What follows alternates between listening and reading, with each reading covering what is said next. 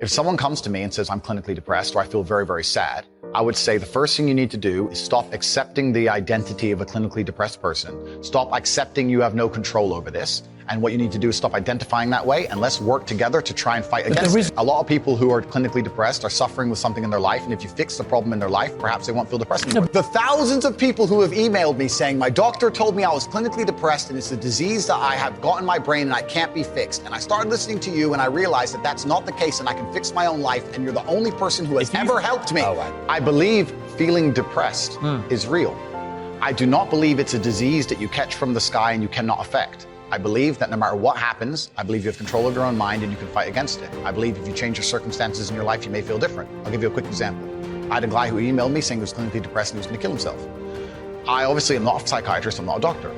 I told him, because I replied to my emails. I said, have you been to a psychiatrist? He said, yes, I'm clinically depressed. I've been on these pills, this amount of time. I'm on antidepressants, it doesn't work. I said, I don't know what to say to you besides this. And he said he lost his girlfriend, that's why I became clinically depressed. I said, listen, go to the gym, get a six-pack first. Once you've got a six-pack, email me again. If you still feel like killing yourself, I don't know what else to say. I'd say, strong body is a strong mind, go train. He went, he started sending me progress pictures, emailing me him getting in better shape, and eventually got a six-pack. He's now a professional bodybuilder.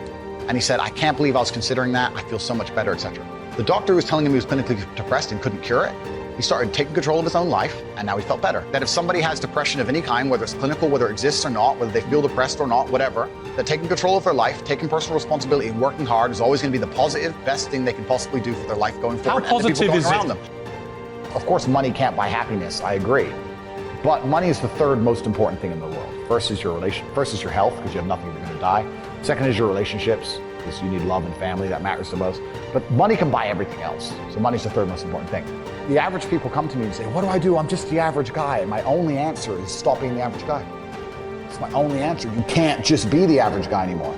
The idea from the 1950s that you can just be the normal, average, law-abiding, hard-working citizen and you'll have a good life is gone. Any man out here who goes, I'm just going to work hard, do my bit, and obey the laws, and I'll have a good life. No, you won't. No, you will not. Just doing your job is never going to make you rich, because you're just going to be taxed into infinity and you're going to stay broke. So just obeying laws and doing your job now has set you up to be a peon and a slave for eternity. You have to get yourself in a position where you're making enough money. I believe men and women are a beautiful union. I think we're slightly different, but when we work together, we're the most powerful force in the world. And I certainly believe that men and women, when they work together, it's the most beautiful force on the planet. So of course I believe in men and women. Of course I believe in love. Of course I believe in marriage. Of course I believe in family. Okay. I believe in marriage in the traditional sense. I believe a man has a duty to stand up and be a real man. I believe that the problem with the world today that we are facing is that not enough men are sticking to the age-old ways of masculinity. I believe that me standing up and saying a man must protect a woman and provide for her, so he needs to make sure that she's safe. He needs a degree of authority. I believe women are sovereign individuals and they can make any choice they so desire. I think that it's important that we remember that a man has a duty. I think I certainly in my relationship have a financial responsibility to provide for my woman. My woman would never have to work unless she wanted to, because I'm the kind of person who works hard enough. And I'll make another point that needs to be said. The number of women who have stood up and stuck up for me is ignored. Thousands of women are making videos saying, I've met Andrew Tate, he's such a nice guy. I wish I had a man like Andrew Tate who felt responsible to protect and provide for me. You know what? I do belong to my husband, that's why I married him and I love him. We ignore the thousands of women who stood up and stood by me and said everything I said is true. This is that there's a large contingent of men who still want to make money, go to the gym, be strong, drive a fast car, be traditionally masculine, and don't want to be shamed for that. I believe that feeling depressed is real. I don't believe depression as a clinical disease is real. I think PTSD is very real. Unfortunately, I have some friends who suffer from that. I know that feeling depressed is real. I believe that the number one power you have against these things are trying to take control of your own mind and affecting your own life.